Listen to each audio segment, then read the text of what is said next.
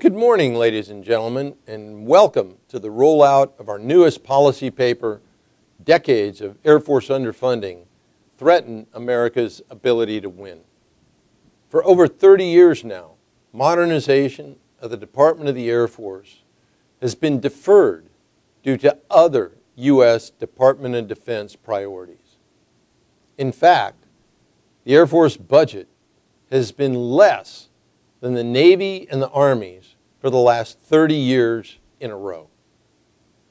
Decades of fighting insurgencies in Afghanistan and Iraq resulted in the Army receiving over $1.3 trillion more than the Air Force in the 20 years following 9/11. Now that's an average of over $66 billion a year more than the Air Force. And it came at the expense of modernizing the Air Force. The result of the anemic funding for new aircraft and spacecraft, combined with a higher than expected usage and demand of current aircraft, has worn Air Force hardware and its personnel. Because of the combination of these realities, the U.S. Air Force today is the smallest, oldest, and least ready in its history. Our Air Force has less than half its fighter force and only 1/3 of the bombers it had in 1990. Yet, its latest proposed budget divests about 1,000 more additional aircraft than it buys over the next 5 years. That's going to create an even smaller, older, and even less ready force. Now, the reason it's planning to do so is because current and future Air Force budgets are not at the levels required to meet the needs of our defense strategy. At the same time, both threats and demands for Air Force capabilities and capacity by the warfighting combatant commanders are growing. The fact of the matter is that the nation requires much more from the Air Force than the resources allocated to it allow.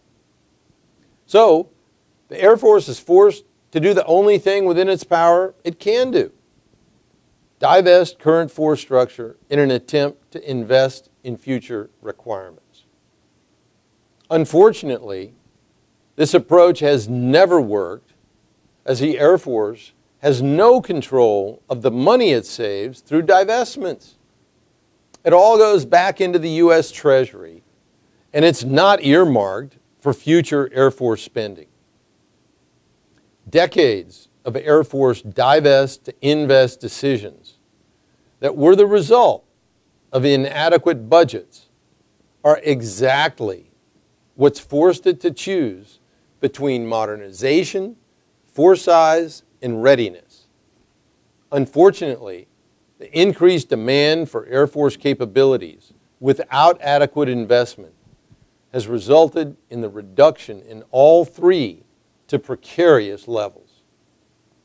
So the challenge is, what's the plan to build back our Air Force to the capacity necessary to meet the challenges specified in our defense strategy, while also innovating to better prepare for the threats of tomorrow?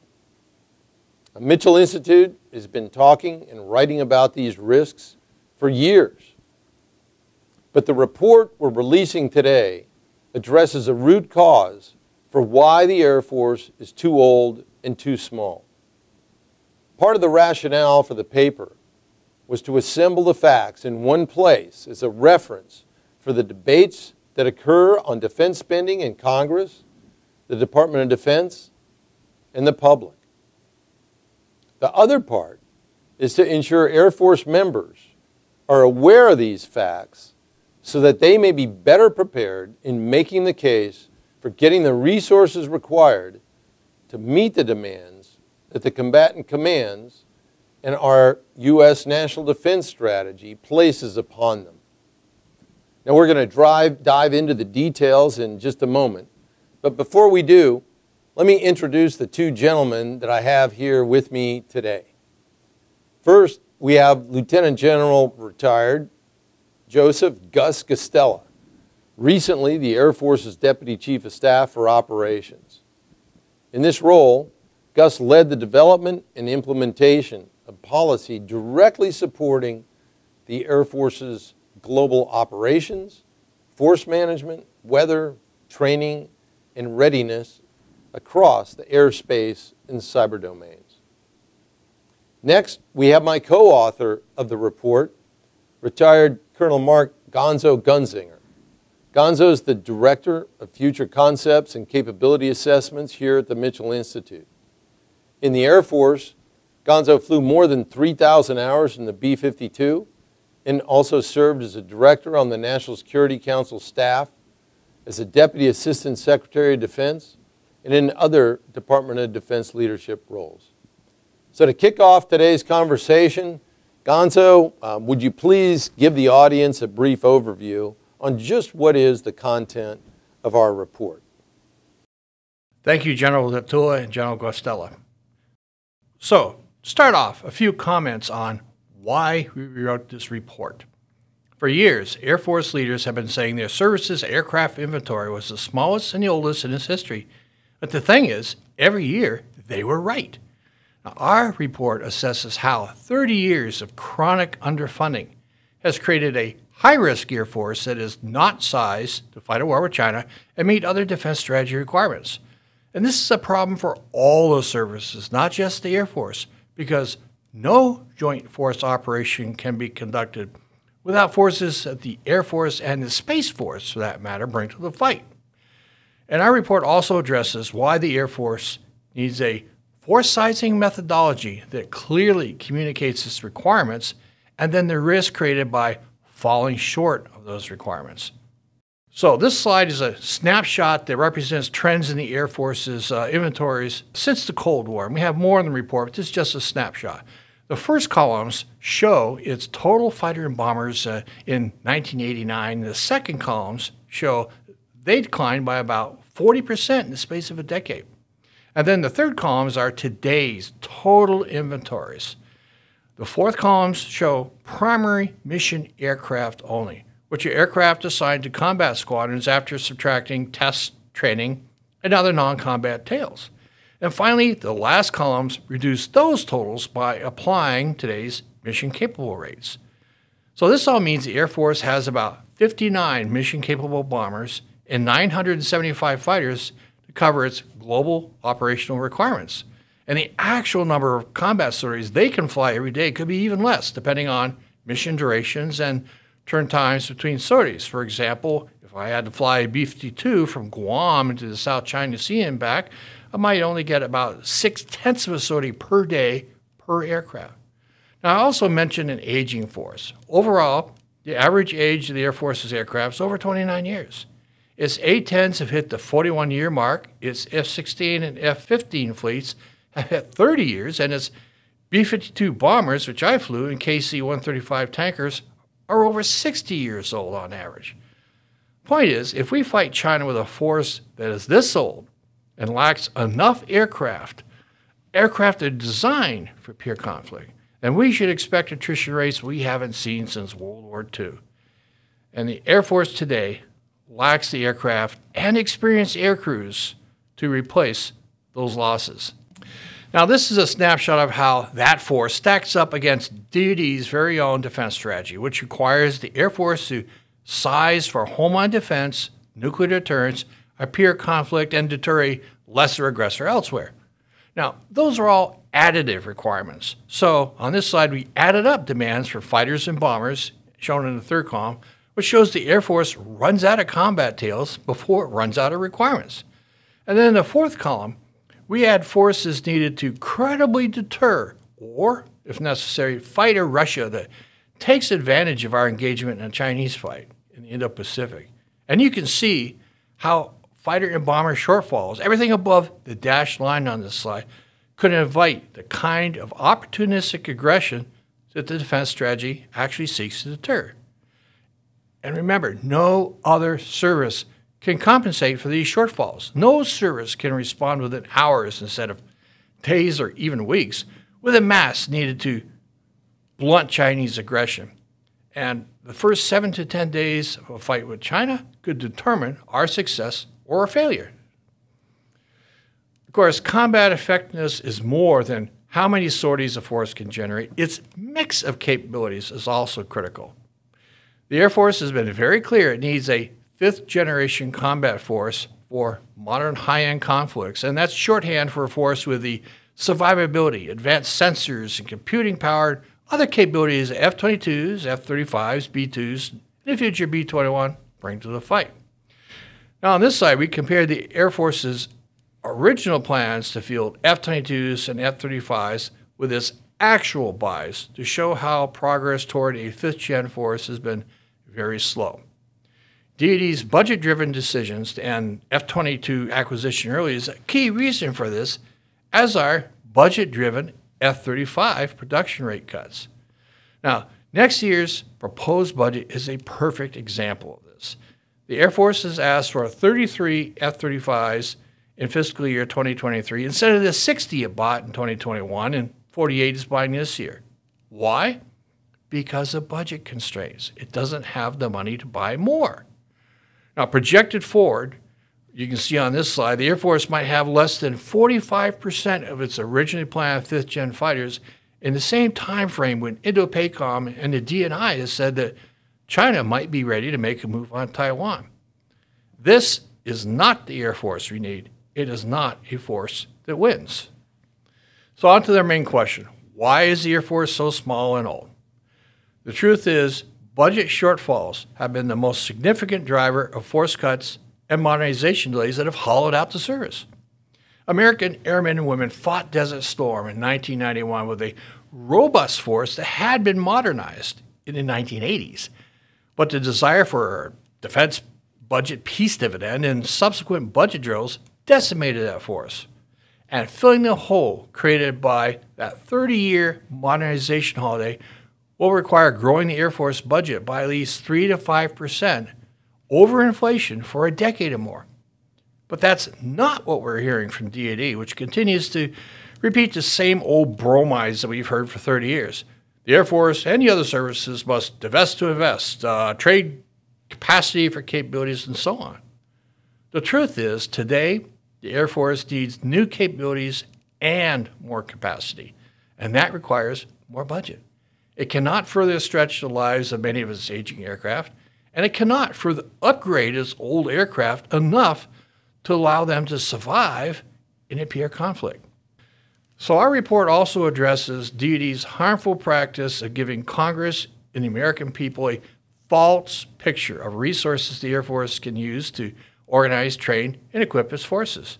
We're talking about pass-through funding, which is a term that describes funding appropriated as part of the Air Force's budget that really goes to non-Air Force organizations and programs.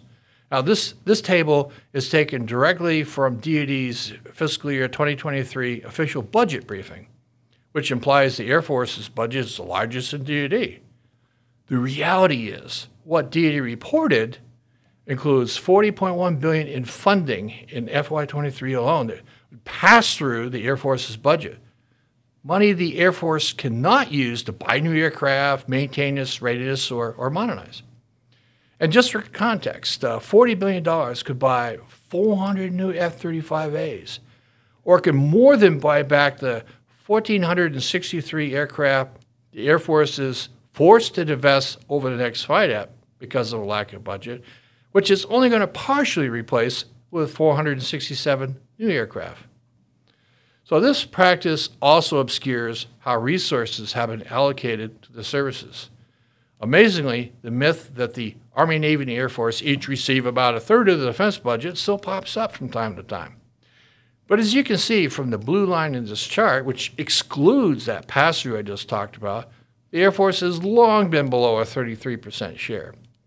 And the Army's budget since 2002 alone add up to well over $1 trillion more than what the Air Force received in funding. Now, that trillion could have modernized the Air Force's two legs of the nuclear triad by buying and sustaining for 40 years a new ICBM force and a new stealthy bomber, twice over. So we put pass-through funding where it belongs as part of DoD's defense-wide spending, shown by the purple line on this chart, which includes budgets for defense agencies and other non-service organizations. And that shows the Air Force's real budget has actually been in fourth place after defense-wide spending. So drilling down just one more level, this shows the Air Force's new aircraft buys over the last decade have been flat, despite DoD's strategic shift towards deterring and defeating peer aggression. That's true however you cut it, as a percentage of the service's total budget shown by the red line, or in dollars shown by the blue columns. So as you can see, the Air Force was able to allocate less than 8% of its total budget to buy new aircraft year after year, which was entirely due to a lack of funding, not a lack of requirements. So to wrap up, we offer 5 recommendations that will help break the Air Force's budget-driven spiral toward a hollow fourth. First, shift pass-through to DoD's non-service budget line so decision makers have the right sight picture of the Air Force's resources. DoD and Congress should also prioritize funding capabilities and forces that are most capable of defeating Chinese aggression in the Pacific. And since that fight will be predominantly in the air, space, cyberspace, and at sea, then that's where their resources should go. Now that's going to require real growth in the Air Force's budget, and that growth should be used to reduce risk as quickly as possible by buying next generation systems that are already in production, like advanced munitions, F-35s, and of course the B-21 is soon going to be rolling off the production line. And finally, the Air Force would benefit from a force sizing construct that would fully communicate its requirements and the risks it is now taking to the Congress.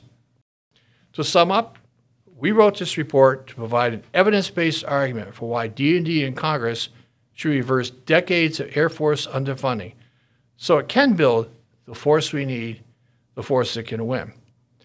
The Air Force must break out of this deadly iron triangle of trading off its readiness, modernization, capacity to make ends meet every year. And that's going to require more budget. Because its readiness is already less than it should be, it's already traded off its excess capacity, and it cannot further delay replacing its aging forces. Back to you, General Deptula. Well, thanks very much, Gonzo. General Gostella. Ladies and gentlemen, thank you. And General Deptula, Gonzo, I really appreciate the opportunity to share the stage with you guys again here at the Mitchell Institute, and really to talk about air and space power, something near and dear to our hearts, and it's such an important topic. You know, this is a really good paper. I think this should be mandatory reading for the youngest airmen all the way up through the top leadership of the Department of Defense and over on the Hill, for anyone that cares about our nation's security and the future of our department. It's that important, and it's that critical. You know, I left the Air Force recently, and it's still the best Air Force in the world. The airmen and the guardians that serve our nation are a national treasure. And what they do every day to defend our nation and to buy down risk around this world and to deter threats is astonishing. And they've done such a phenomenal job. America expects that from them. But it's important, though, that we give them the tools they need to be successful in the future. And that's absolutely going to be at risk if we don't address this budget situation as discussed. You know, I think America is used to an incredibly effective Air Force. You know, from the success that many Americans, at least in my generation, saw and witnessed and were part of from Desert Storm. Someone here happens to be a key architect of that successful air campaign, to how well air power did in the second Gulf War, if you will, the Iraqi freedom, how well air power did in deliberate force and allied force in Libya, and how well we've sustained the counterinsurgency fight and the counter-violent extremists and the counterterrorism fights, the wars of our generation. All of that has been underpinned by air power. The amazing evacuation of thousands, hundreds of thousands of people out of Afghanistan, politics aside, our air mobility fleet did an amazing job. In addition to all the success we've realized in the Air Force has done something that's very, very important for the nation that you don't see every day.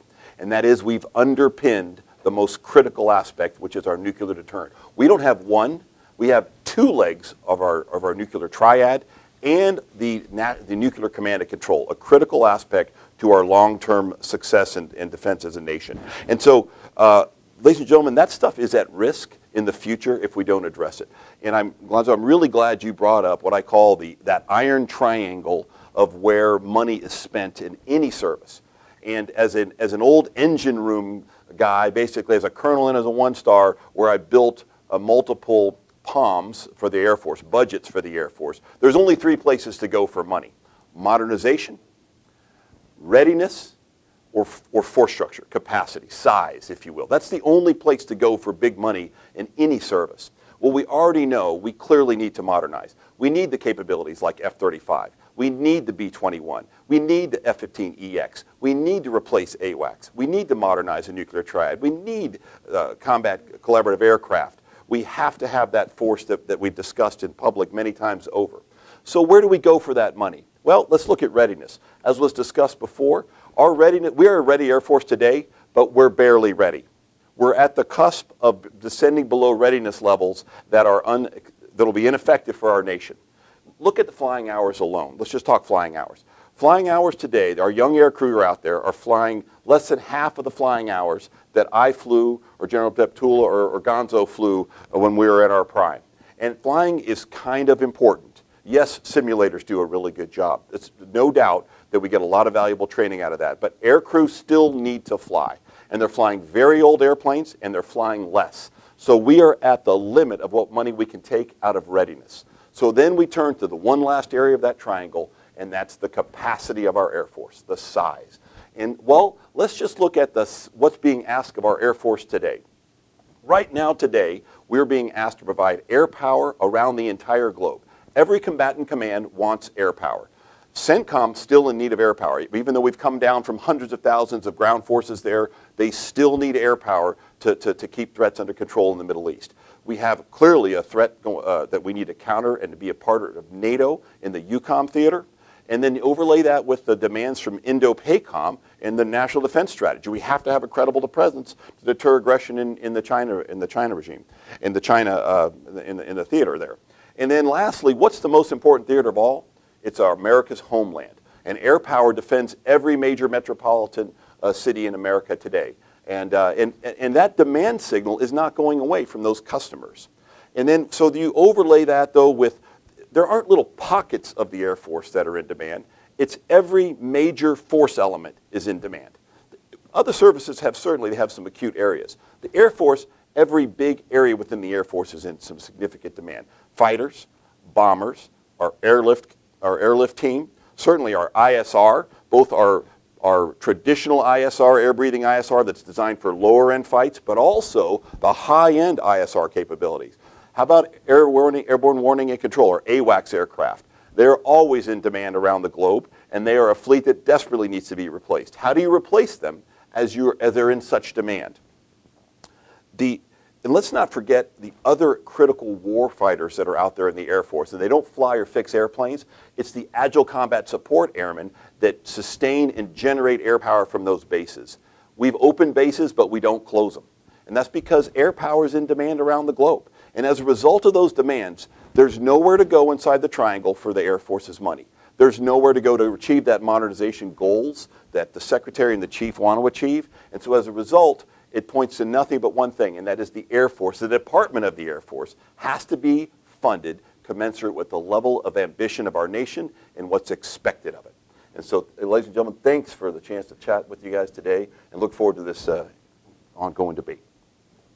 Well, first, thanks, Gonzo, for that overview. And Gus, one of the reasons you could tell we had him on is that he can speak directly to the actual demands from the combatant commanders that we have today, and that was an excellent summary. So let's dig into a little bit more detail right now, and what I want to do is kind of take this up to the top and talk a bit about strategy.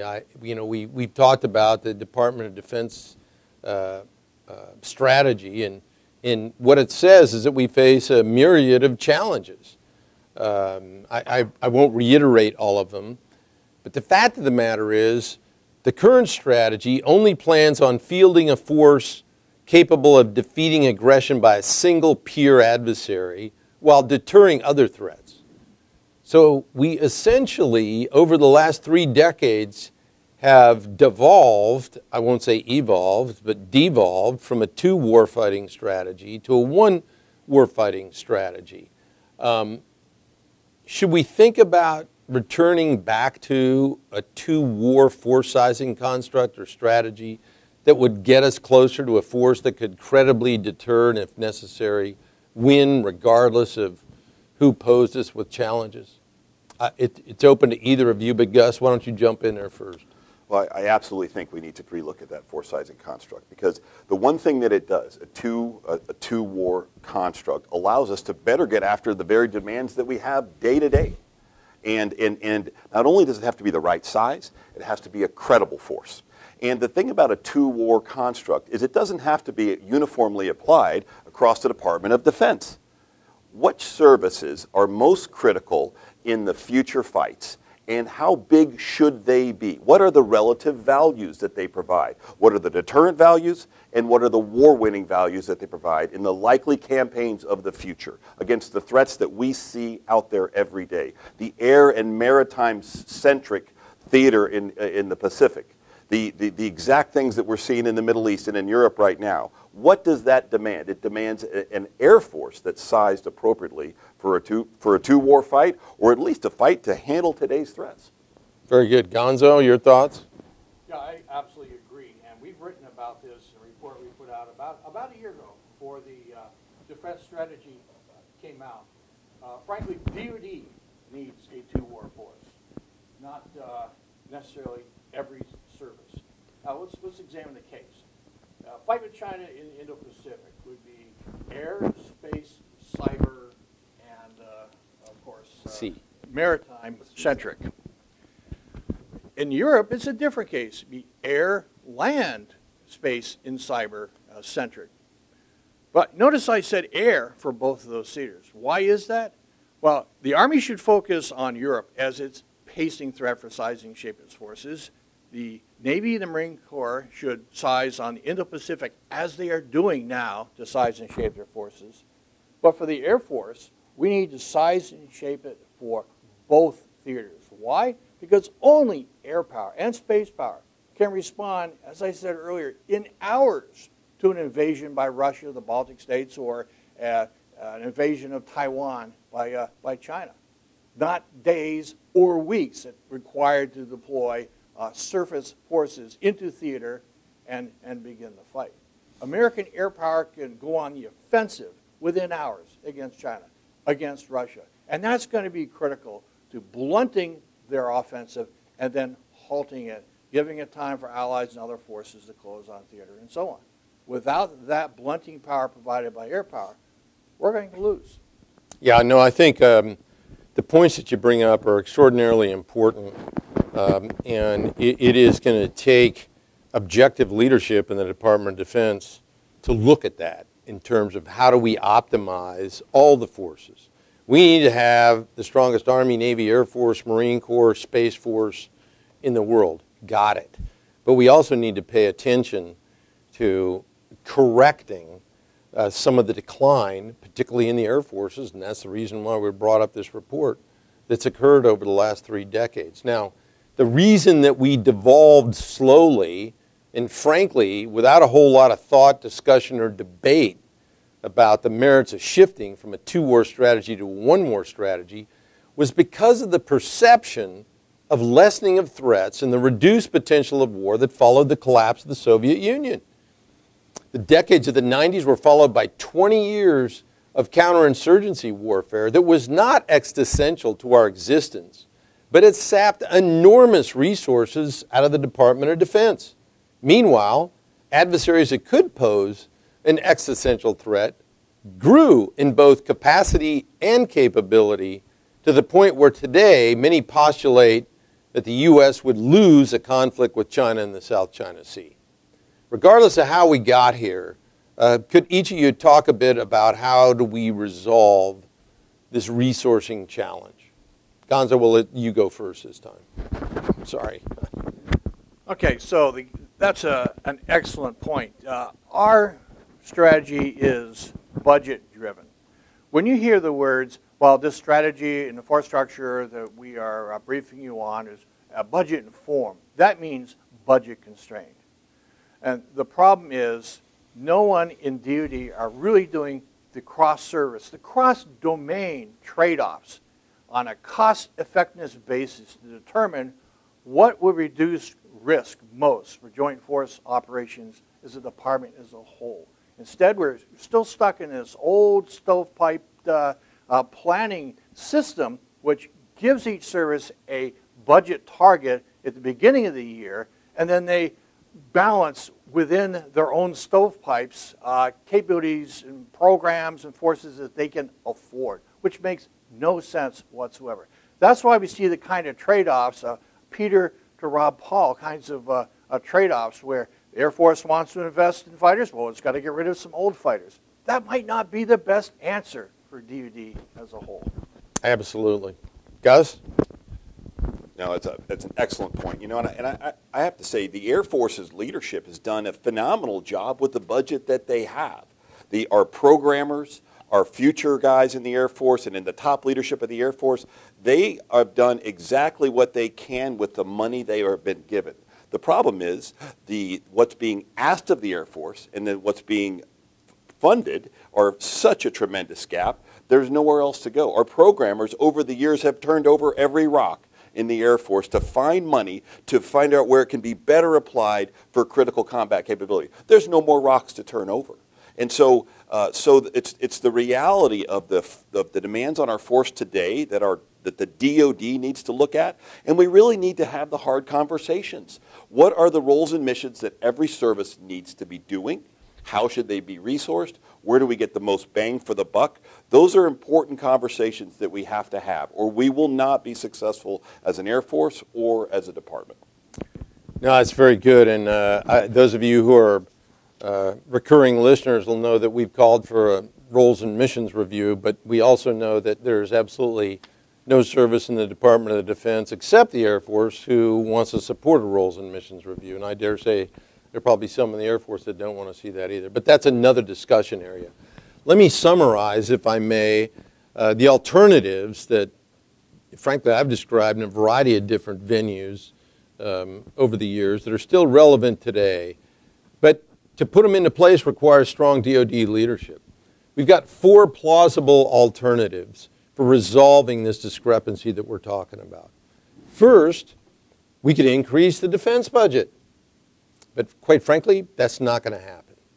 Second, we could lower the expectations of the National Defense Strategy. That's not going to happen either.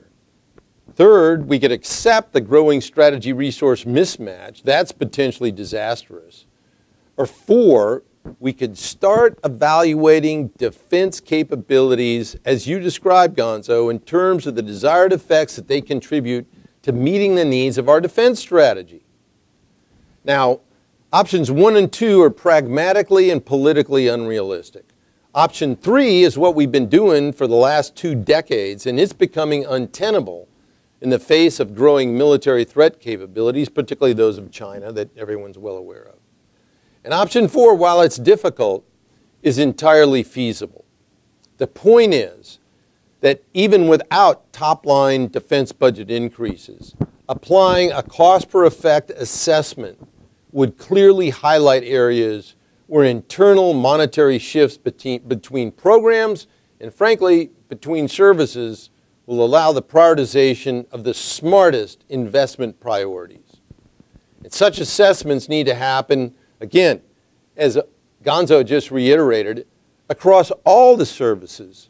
And it needs to focus on mission effects, not parochial service control, absent meaningful results. Now, let me give you an example, because examples are always illustrative. And that's the Army's pursuit of a new land-based hypersonic missile at about $45 to $50 million a shot, along with the onerous basing requirements, difficulty in rapidly deploying, and unlikely for our allies to host. Now, is that the best use of DoD resources? when aircraft moving at hundreds of miles an hour over thousands of miles in less than a day net the same mission results more rapidly, more effectively, more survivably, and more efficiently. Those are precisely the kinds of assessments that need to occur where mission demand is on the rise and available dollars are in decline. So let's shift now and talk a bit about the capabilities and capacity that are necessary to win against China. Our report focuses and addresses forces and capabilities that are needed to deter Chinese aggression and win if we have to go to a fight. If DoD's strategy is really about China, China, China, what capabilities does it need to accelerate or ramp up in acquisition? And more importantly, why? Either of you, jump in there. Well, no, that's a great question. You know, it's funny. I was in not too long ago. I was in a meeting in the Pentagon, and we were offline a little bit, and one of the senior civilian DoD leaders kind of remarked, you know, wasn't anyone thinking 10, 15, 20 years ago about this of the future fight? You know, and I chimed in. I said, yeah, one service was. It's called the United States Air Force. As a matter of fact, we lost a service chief for thinking too far ahead. And a secretary. And a secretary. And we curtailed a buy of an aircraft, the F-22, that would be incredibly effective today in a China campaign. And so we are living with the failure to think into the future. And so without a doubt, we need those high-end capabilities that the Mitchell Institute and the Air Force leadership has said that we need. But we also need more than that. We need our airfields to be defended. We need to be able to successfully generate air power, and we need investment in infrastructure and in also defense. It's joint defense. And so a lot of those things will allow us to be successful against China, but it starts with funding the Air Force at the level that it needs to be. Gonzo? Yeah, we can win against China. There's no question about that. But we're going to have to start maximizing our investments in capabilities that are in production today. We're not taking advantage of all the F-35s that could be produced, which makes no sense to me whatsoever. I think our modernization clock is running slower than China's. We need to maximize our buy of precision munitions, which are already way too low. And we're seeing the results of another country who did not have enough PGMs on part of Russia and Ukraine today, and the kinds of problems that creates. We do not want to be in that situation. F-35s. B-21s are going to be rolling off the line fairly soon. And you know, there's a lot of money associated with actually buying those aircraft, and there's going to be a lot of pressure on that program to take some of that money, just some of that money, and put it into other capabilities of sustaining readiness. That should not happen. That is our deterrence bomber. That is our China deterrence bomber. We shouldn't allow that to happen.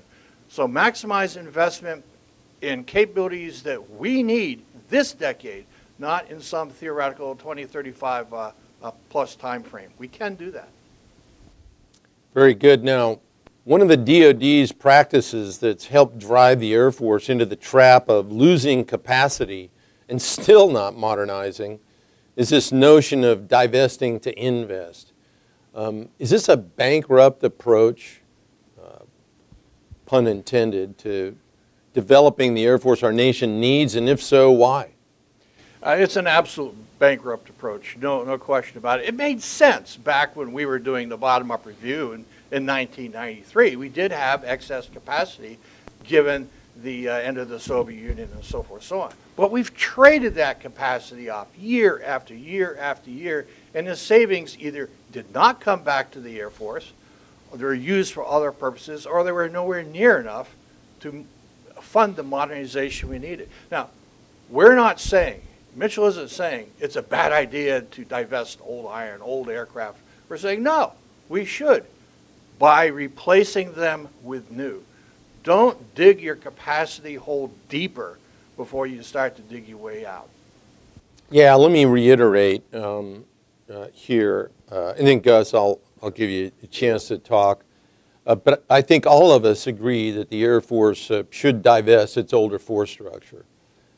However, one of the problems that the Department of Defense seem to have is they do this in a stovepipe way. For instance, we retire old bombers inside the Air Force because they're, quote, too expensive to operate. Yet if you compare them to other force projection assets, they're cheap at 10 times the cost relative to doing it in another way. So thinking across stovepipes, across the Department of Defense, what forces and capabilities ought to be leading candidates for divestiture or reduced investment, and why? Thoughts from either of you on that? Well, I just want to say one thing about the force sizing. You don't have to sit here and believe air power and space power experts about the size of the Air Force. You know where you should go to determine what that size should be? The joint force, the customer that uses the air power. Look at the demand signal coming from them. You don't have to listen to a service chief or a service secretary or the old A3. Listen to the demand signal coming from the joint force. And the demand signal is clear. Every combatant command has been assigned a responsibility to buy down risk and execute a mission across the globe. I mentioned them before: CENTCOM, INDOPACOM, EUCOM, NORAD NORTHCOM, SOUTHCOM, STRATCOM. All of them have requirements in their theaters, and every one of them is arguing and demanding and beating the table for air power. There isn't a well to go to anymore. So the thought that we can divest capability and just get smaller and buy the new stuff is flawed. We need to replace the capabilities that we have now to satisfy the very demands that are being placed on the service by the joint customer. In terms of divestitures, definitely need to take a look at DoD's excess infrastructure, basic capacity and so forth back here in CONUS. That could be traded off to expand our infrastructure overseas to be able to implement ACE and other concepts for hub and spoke bases that will reduce the threat, the risk of attacks by Chinese and Russian cruise missiles and ballistic missiles and so forth. Non-survivable capabilities, be they fairly new or old, should have a hard look at those capabilities. Rotary wing systems that are no longer going to be survivable in highly contested areas. Armor, do we have too much armor in our nation? That is a question we need to take a hard look at. People, we still have an excess of people, especially overhead within the Pentagon itself, as civilian personnel pulling down paychecks every month that we use for warfighting capabilities. These are the kinds of trade-offs that DoD really needs to look at, but it doesn't seem to have an appetite for that. Can I make one last comment on Sure. that when you ask about what we should consider getting rid of? Why don't we get rid of things that we can quickly buy back? How long does it take to build an air or space power expert that can fight those missions in the highly technical domains of air and space? How long does it take to build those experts? Those young airmen on the airfields that can fix a highly complicated ESA radar or an electronic jamming suite or a high-end, or even operate those high-end RPAs or high-end fighters or bombers. It takes many, many years and millions of dollars of investment. So once you get rid of it, you don't buy it back equally. What services can you buy back capability very quickly, where it's very expensive to sustain them over time, but also very quick to replenish them if needed, if the conflict comes up? Or perhaps put them in the Guard Reserve. Or perhaps that. But without a doubt, it's something that has to be examined. Right. I'll say one last thing. New old. The Army has said publicly, we cannot afford new old capabilities, by which they mean just continue to buy newer versions of old weapon systems designed for threat environments of yesteryear. But we still have some Air Force programs to buy new old. Those, I think, ought to be candidates for reduction as well. Very good. It has been a great discussion so far. What I'd like to do is open it up to our audience for their questions and address them to either one of our panelists or myself or all of us. So to get this started, we have one for General Gostella. So General Guastella, we've talked a lot about the Air Force's growing force capacity shortfalls. I'd like to ask, if we don't fix this capacity issue, what are the risks to our national security, not just Air Force operations? Well, we have to, so the risks are significant. What is the level of ambition we have as a nation? What are the missions being assigned to the combatant commanders? Are we going to tell, hey, CENTCOM, you know, we know you have a turbulent theater, you've had that for decades, but we're just going to take the Air Force out of there because we have an NDS that says go somewhere else? No, we're not going to leave that mission uncovered.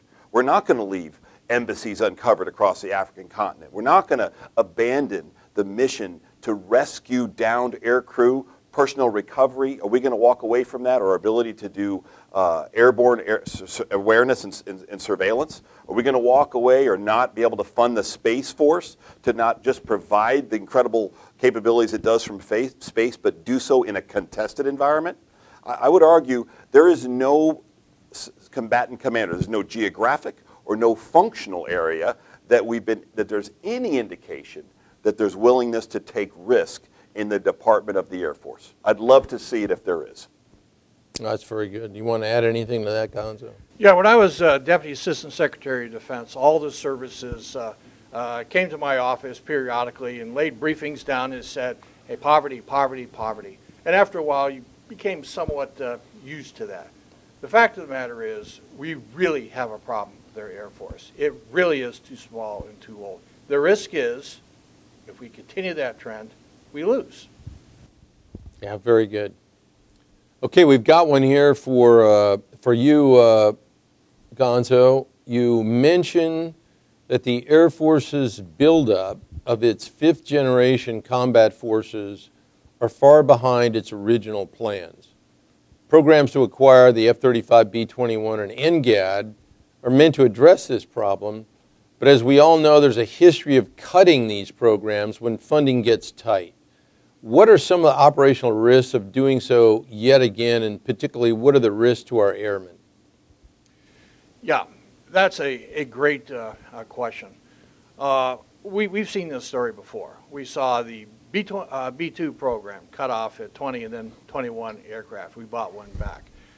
That means today we have 20 B-2s that can operate in contested areas. None of our other bombers can. That risk was created by that decision back in the 90s. We can't take that kind of a decision and accept that kind of risk in the 2020s, 2030s, and 2040s by prematurely cutting down our planned buy of B-21s, NGADs for that matter, F-35s. We should ramp them up as quickly as we can and buy them as fast as we can to reduce risk, to improve the survivability of our forces, to improve our ability, the ability of our nation to go on the offensive within hours against China or Russia as necessary, to thwart their campaign strategy to seize Taiwan, South China Sea, the Baltic states, or whatever. That requires air power. B-21, with its range, its survivability, its mass, the number of weapons it can deliver per sortie and then return to base and turn for another sortie. That's exactly the kind of capability attributes you would want to blunt and then halt a Chinese invasion. That's not a good candidate for taking money out just because that's where the money is. Thanks for that. Here's another really good one, and it comes from Larry Stutzream, and for both of you. We've recently heard the other services talk about the need for increased funding so they can realize their future force designs. The Marine Corps has a construct for its future force, which it calls Force Design 2030, and the Navy's Force Design 2045, recently unveiled, envisions a future fleet of 523 ships. Just as an aside, I think you both know I've long been a proponent that the Air Force come up with its own force sizing construct, one that's simple and easy to understand that can explain to a congressman the thread between the national defense strategy down to the number of particular aircraft, for example. General Stutzman asked the same question. When is the Air Force going to come up with a force sizing construct? And so the issue is, what are your thoughts on this subject? Gus, you were recently in a position to discuss this. What do you think? We absolutely need a force sizing construct that we can hang our hat on and move forward, you know. But it's a very difficult, it's a hard thing to do. It's very difficult. But I can tell you where we need to start. And the start is, what are we doing today? What are the demands on the Air Force today? So the Joint Staff hosts meetings for global force management. Where do we move the different force elements around the globe? We have more meetings in the Joint Staff to talk about Air Force capability than any other service, I think by a factor of 10, it seems like. Why? Because there's not enough there. We're constantly borrowing from Peter to pay Paul. And now we're borrowing from Peter, Jill, Paul, Mike, and Steve, because there's an insufficient capacity. So if the DoD leadership takes interest in the discussion at the limited capacity that we have today, that may open the door for what force sizing construct we need to go forward to sustain the global demands every day in peacetime, and also range up to the demands of conflict. Yeah, I have to applaud Congress and the Air Force a couple years ago when they put out the 386 Operational Squadron, the Air Force we need, which was developed by direction of the Congress. That was a cost unconstrained look at what is really needed to implement the defense strategy at a low to moderate level of risk. Now, the Air Force fell off that number, supposedly. Why? Because it couldn't afford to build that force. But the fact is, they came out and said, this is what we need, this is what we can afford, and everything that we don't have constitute risk.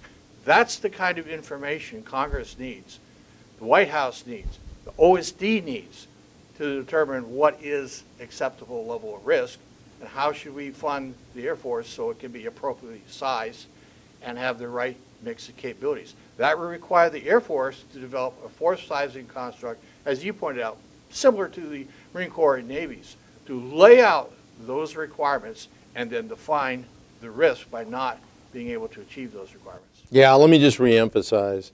If the Air Force doesn't articulate what it actually needs to execute the national defense strategy, it will never get the resources required to do so. So, you know, the notion that, well, look, we can't afford it, therefore, you know, we're not going to talk about it, is absolutely insane. And we need to get on with being honest about the forces, capabilities, and capacity that's required to accomplish them. Or like I said, I go back to what I said earlier. You know, you can either increase the number of resources, you can decrease the demands of the defense strategy. And neither of those two things are going to occur. So we got to get smarter about the way we spend our money. But spend our money to do what? Execute the national defense strategy. Okay, we've got one, and due to time, this will probably be our last one. This is from Mr. Rick McGovern. Great definition of the problem, but articulated solutions have been tried and failed going back 30 years. The only real solution in a relevant time frame is to find new money. Now that's way easier said than done, but emergency funding bills do get passed every year. What are your thoughts? If you take a look at some charts in our report, you see that defense spending peaked in the 1980s, and there is a little blip in the 20-aughts to support counterinsurgency, counter-terror operations. The last real defense buildup this nation funded was during the Reagan administration. There's not been one since then. An emergency spending bill for a year or two plus up, it's not going to, again, fill the hole in modernized capabilities, in capacity, in experienced airmen, in flying hours, et cetera. It's been created by decades of deficits. We need sustained increased funding. That's why we say 3 to 5% a year growth for the Air Force alone, over inflation year by year for at least a decade to fill that 30-year hole. Gus, anything to add? No, without a doubt, that additional funding has to be, and it needs to be sustained funding. A short burst of funding it's a crowd pleaser for the short term, but it doesn't do anything for the long term, and that's what we need. We need a long-term focus and a long-term budget to actually support that strategy, which is a good one. The NDS is a good strategy, I think, but we need a budget to actually support it, and then focus on the services that deliver effects in a way that are most valuable for the best use of taxpayer dollars. That's where the focus should be. Well, that's air and space power. Yeah, that's a great way to wrap this up, and unfortunately we've come to the end of our rollout today. General Guastella, Gonzo, thanks very much for sharing your insights. And for all our participants, you can find a copy of today's paper in the publications section of our website, mitchellaerospacepower.org. Please download it, commit the facts to memory, and use them. So with that, from all of us at Mitchell Institute, have a great aerospace power kind of day.